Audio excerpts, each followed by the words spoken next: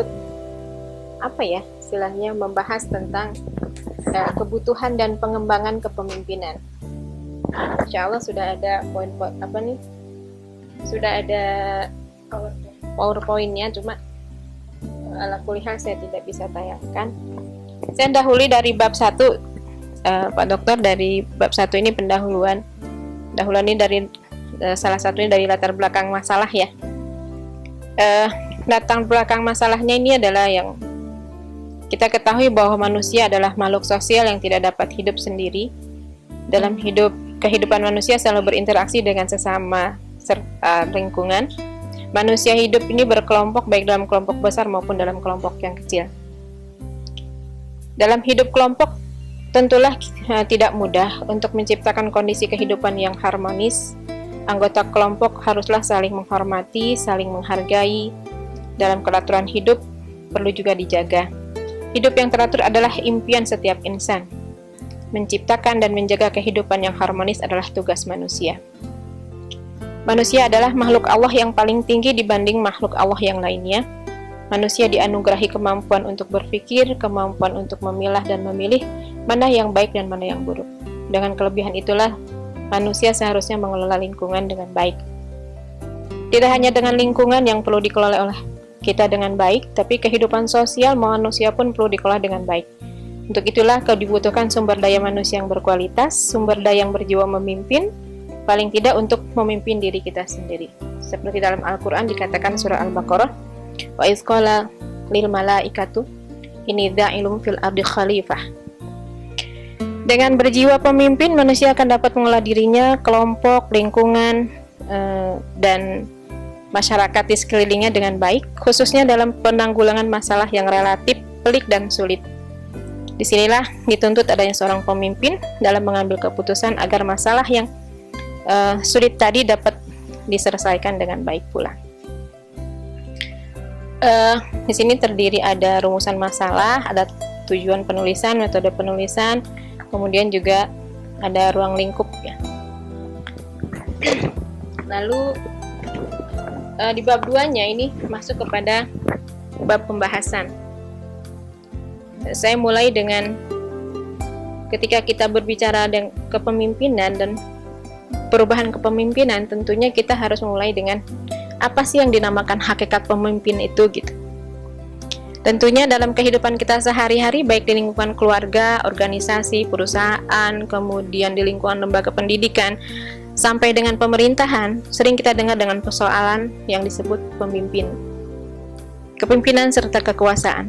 Ketiga kata tersebut memang tidak bisa dipisahkan ya, karena ketiga itu akan saling berkaitan.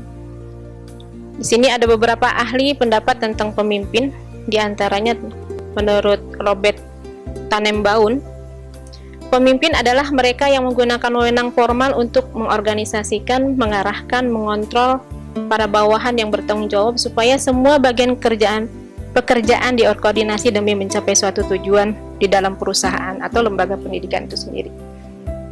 Yang kedua, menurut Profesor Makobi, pemimpin pertama-tama harus seorang yang mampu menumbuhkan dan mengembangkan segala yang terbaik dalam diri bawahannya.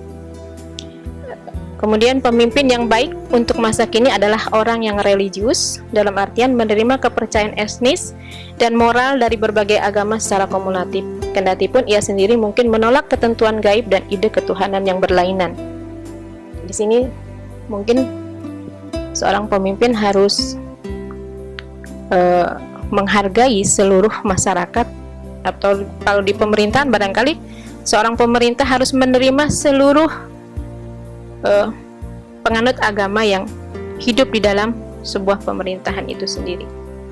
Sedangkan menurut Pancasila, ini Pancasila menurut nama orang ya, bukan Pancasila Indonesia. Oh, Pancasila nama? Iya.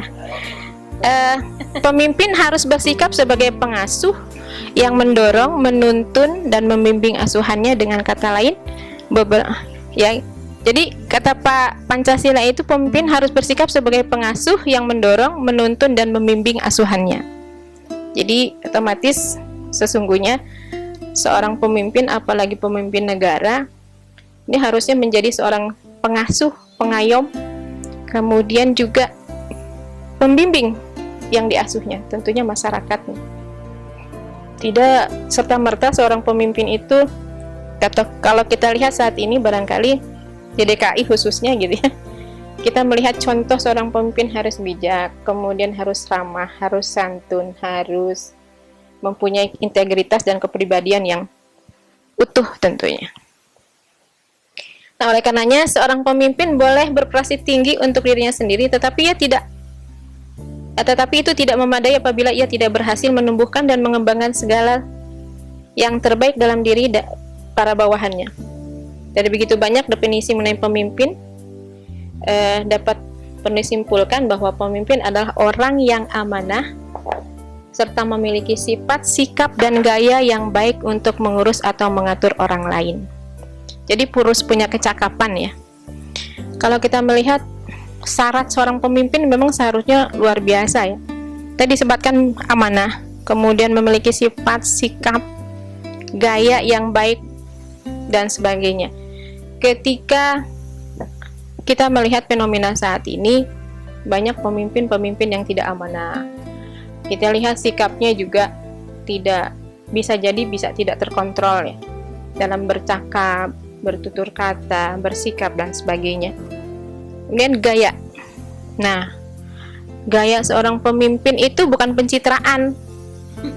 Ya, pakai baju sederhana tapi kenyataannya terbalik gitu ya. Dan seterusnya. Kepemimpinan adalah kemampuan seorang yang mempengaruhi dan motivasi orang lain untuk melakukan sesuatu sesuai tujuan bersama. Kepemimpinan meliputi proses mempengaruhi dalam menentukan tujuan organisasi, memotivasi perilaku pengikut untuk mencapai tujuan, mempengaruhi untuk memperbaiki kelompok dan budayanya. Sedangkan kekuasaan adalah kemampuan untuk mempengaruhi orang lain untuk mau melakukan apa yang diinginkan pihak lainnya. Kepemimpinan adalah seni untuk mempengaruhi, menggerakkan orang lain, sedemikian rupa untuk memperoleh kepatuhan, kepercayaan, respek, kerjasama secara royal untuk menyelesaikan tugas bersama. Jadi kalau saya melihat ya bahwa kalau kemarin gimana kalau kita memilih pemimpin hasil suro, sebenarnya dia orang itu belum layak untuk menjadi seorang pemimpin misalkan. Kemarin kalau nggak salah begitu ya dokter ya. Nah, barangkali ini sebuah pembelajaran untuk kita. Banyak hal yang harus dipersiapkan oleh kita tentunya ketika kita memilih seorang pemimpin. Artinya kita tahu persis bagaimana sih latar belakang orang ini sehingga kita pilih menjadi seorang pemimpin. Kemudian tadi banyak hal ya dari perilaku, sikap, dan seterusnya.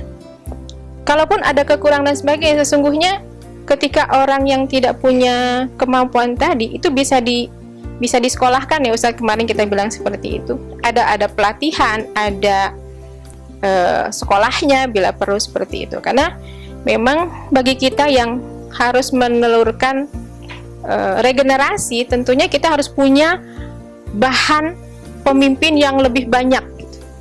Artinya saya punya usul nih buat Ustadz Amang gitu.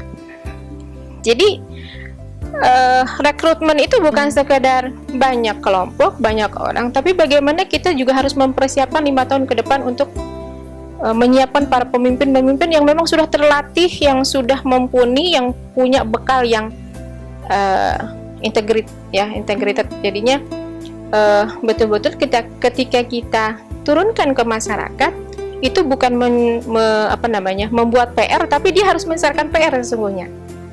Nah, kebalikan kan, sekarang kita memilih pemimpin jadi banyak PR, yang tadinya nggak ada PR jadi PR banyak. Nah, ini juga perlu perlu perhatian oleh kita. Kemudian yang kedua dari bab 2 tadi, ada teori kepemimpinan. Kita sebagai seorang pemimpin harus mengerti tentang teori kepemimpinan agar nantinya mempunyai referensi dalam menjalankan sebuah organisasi.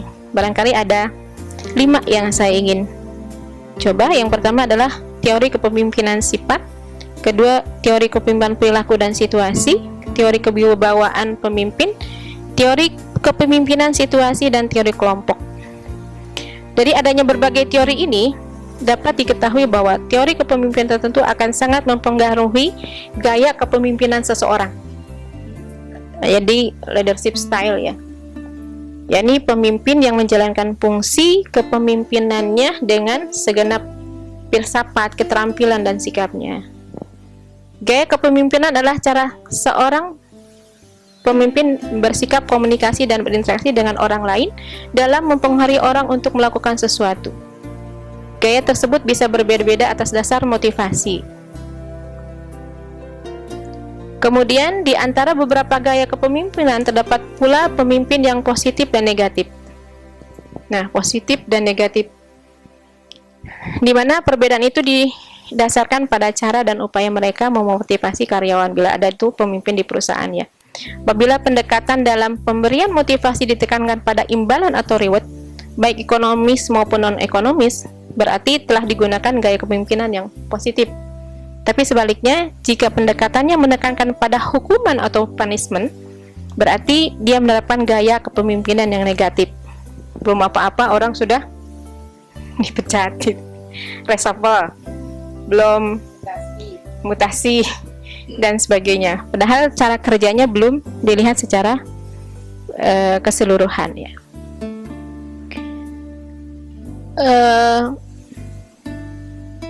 Pendekatan kedua ini dapat menghasilkan prestasi yang diterima dalam banyak situasi, tapi menimbulkan kerugian kepada bawahan ya. Kalau yang tadi dari kepemimpinan yang negatif. Banyak studi yang sudah dilakukan untuk melihat gaya kepemimpinan seseorang. Salah satunya yang terkenal adalah yang dikemukakan oleh Blanchard yang mengukuhkan 4 gaya dari sebuah kepemimpinan. Gaya kepemimpinan ini dipengaruhi oleh bagaimana cara seorang pemimpin memberikan perintah. Dari sisi lain adalah cara mereka membantu bawahannya. Yang dari segi keempat ini tadi sudah dibahas.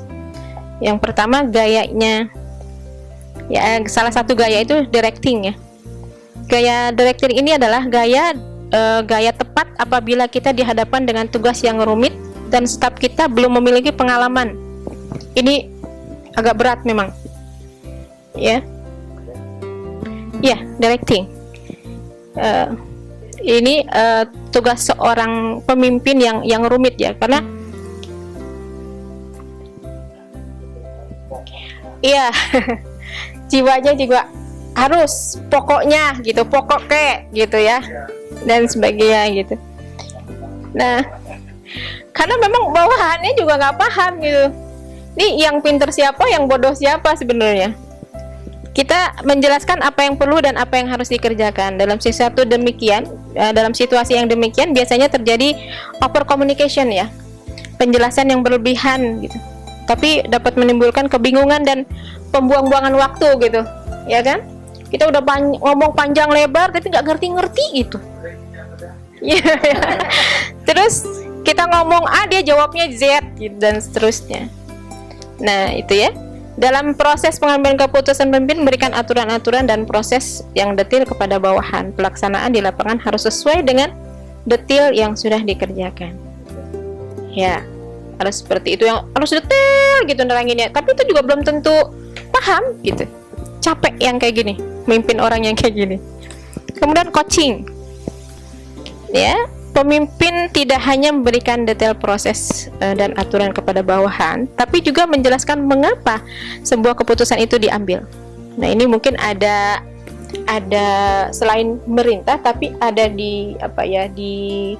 diberikan pengarahan dulu gitu. Kenapa harus begini? Karena begini gitu. Nah, ini lebih enak kali ya kayak gini.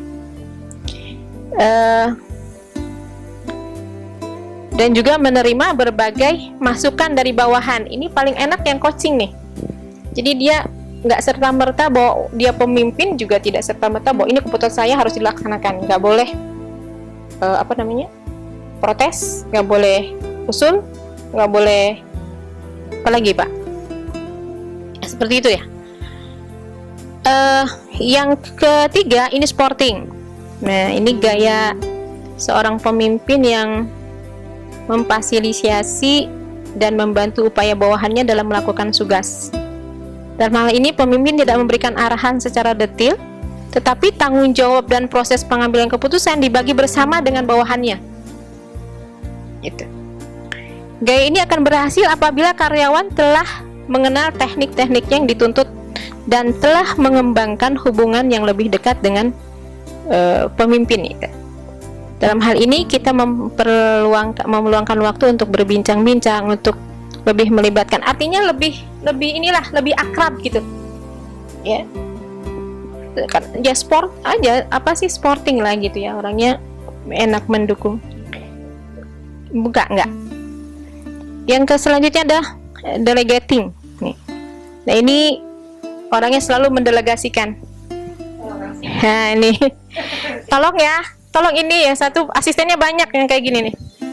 Ini sebuah gaya di mana seorang pemimpin delegasikan seluruh wewenang dan tanggung jawabnya kepada bawahan.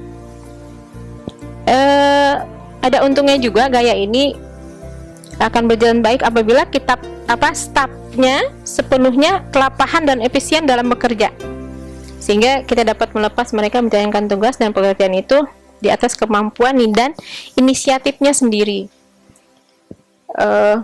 Enak juga ya kalau memimpin kayak gini gitu. Jadi dia nggak perlu harus duduk setiap hari ngantor gitu. Tapi dia juga bisa mengerjakan yang lain. Di samping itu pekerjaan yang sudah ada tidak terabaikan, bahkan dilakukan atau dikerjakan dengan baik oleh bawahannya. Ya.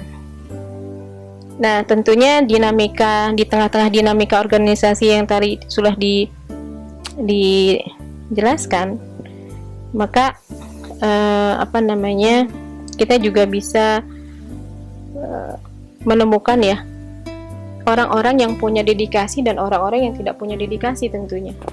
Dan ini pun juga sangat berat untuk bagaimana mencapai sebuah kesuksesan di dalam bekerja sama antara pemimpin dan bawahan. Nah, inilah yang dimaksud dengan situasional leadership, sebagaimana tadi usung di atas tadi. Yang perlu diperhatikan bahwa ketika kita bisa mendapat mengembangkan gaya kepemimpinan situasi ini, seorang perlu juga punya kemampuan khusus ya. Seorang pemimpin ini harus punya kemampuan. Yang pertama adalah bagaimana kemampuan analisis, analytical skill ya. Bagaimana seorang pemimpin itu harus mampu menilai tingkat pengalaman dan memotivasi bawahan dalam melaksanakan tugas. Yang kedua, dia juga harus punya kemampuan untuk fleksibel. Karena semua orang itu kan tidak sama ya, pribadinya, karakternya, kemudian pengalamannya, keilmuannya itu tidak sama. Jadi seorang pemimpin itu harus punya flexibility atau adaptability skill ya. Kemudian harus punya kemampuan berkomunikasi. Nah, ini penting banget nih. Communication skill, yakni kemampuan untuk menjelaskan kepada bawahan tentang perubahan gaya kepemimpinan yang ditetapkan pada seorang pemimpin itu. Banyak ya, saya langsung aja barangkali yang ketiga itu kepemimpinan yang melayani. Ini bukan sekedar jargon, barangkali kalau kita kan sudah tadi ya berkhidmat untuk masyarakat. Sebelumnya juga kita yang melayani, apalagi itu jargon-jargon kita yang sebelumnya. Kepemimpinan yang melayani. Merenungkan kembali arti mana kepemimpinan. Sering diartikan kepemimpinan itu adalah sebagai jabatan formal, ya kan? Yang menuntut untuk mendapat fasilitas, pelayanan, ya, pelayanan konstituen yang seharusnya dilayani. Sebetulnya adalah seorang pemimpin itu bukan dilayani, tapi harus melayani yang dipimpin. Tapi kayaknya kalau di pemerintahan belum terjadi ya, Pak Doktor. Nggak mungkin, gitu ya. Iya. Meskipun banyak di antar pemimpin yang ketika dilantik mengatakan bahwa jabatan adalah sebuah amanah. Ya kan? Wah, ketika dikasih selamat ya Pak, innalillahi wa inna ilaihi rajiun gitu kan. Tapi kenyataannya, namun dikit sekali ya, pada kenyataannya sedikit sekali yang bisa dikatakan hampir tidak ada pemimpin yang sungguh-sungguh menerapkan kepemimpinan dari hati, yaitu kepemimpinan yang melayani tadi. Nah, oleh karenanya barangkali kalau kita sudah menjadi jargon dan itu betul-betul untuk menjadi sebuah kenyataan, sebuah hal yang harus dilakukan, bukan pencitraan. Saya melihat ya, subhanallah, bupati kita yang di Kalimantan, siapa namanya saya lupa. Nah, itu dia setiap hari nggak ada di rumah, menolong yang banjir dengan perjalanan yang luar biasa, kemudian ngangkut orang, dorong mobil. Ya memang tadi untuk melayani gitu.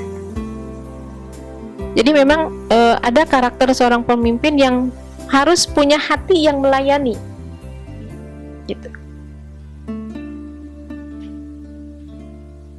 Jadi seorang pemimpin itu menuntut suatu transformasi dari dalam hati dan perubahan karakter. Kepemimpinan yang harus melayani, bukan yang dilayani. Disinilah pentingnya karakter ya dan integritas seorang pemimpin untuk menjadi pemimpin yang diterima oleh rakyat. Kembali kita saksikan betapa banyak pemimpin yang mewakili rakyat ataupun pejabat publik justru tidak memiliki integritas. Ya, karena apa yang diucapkan dan dijanjikan ketika kampanye dalam pemilu misalkan, tidak sama yang dilakukan ketika sudah nyaman duduk di kursinya gitu. Kursinya di kantor, bukan di rumah. Ya. Jadi seharusnya seorang pemimpin itu memiliki kerinduan untuk membangun dan mengembangkan apa yang dipimpinnya sehingga tumbuh banyak pemimpin baru ya. Jadi jangan keenakan 35 tahun, 10 tahun, 5 tahun paling dikit. Tapi bagaimana setelah ini ada fenomena nih Pak Dokter nih.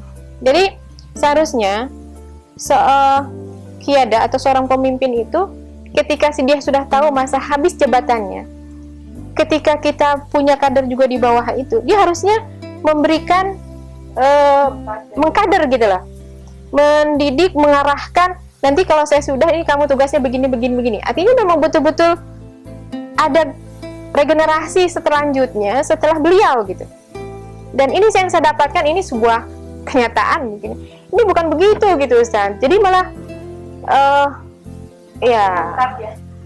woman show jadinya. Jadi ini gimana gitu. Jadi saya berharap bahwa tidak ada transformasi di situ, transformasi kepemimpinan sebagainya. Karena ini juga harus menjadi PR gitu untuk kaderisasi ini. Bagaimana kita harus mencetak seperti itu gitu, bahwa semuanya harus jadi pemimpin tadi. Ya, leadership-nya harus lebih full.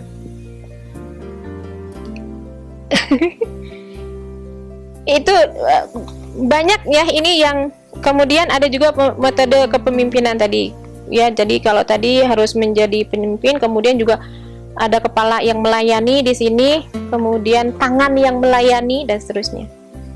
Yang 2 bagian 4 ini adalah kepemimpinan yang sejati.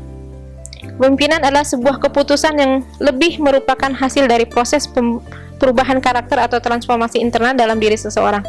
Kepemimpinan bukanlah jabatan atau gelar, melainkan sebuah kelahiran dari proses panjang perubahan dalam diri seseorang. Ketika seseorang menemukan visi dan misi hidupnya, ketika terjadi kedamaian dalam diri atau inner peace untuk membentuk bangunan karakter yang kokoh, ketika setiap ucapan dan tindaknya mulai diberikan pengaruh kepada lingkungannya, dan ketika keberadaannya mendorong perubahan dalam organisasinya, pada saat itulah seseorang lahir menjadi pemimpin sejati. Jadi pemimpin bukan sekedar gelar atau jabatan diberikan dari luar, melainkan sesuatu yang tumbuh dan berkembang dari dalam diri seseorang. Ya, kepemimpinan lahir dari proses internal atau leadership from the inside out. Itu saja Ustadz yang saya bisa sampaikan. Kan saya nggak ada pendidikan, saya umum di situ.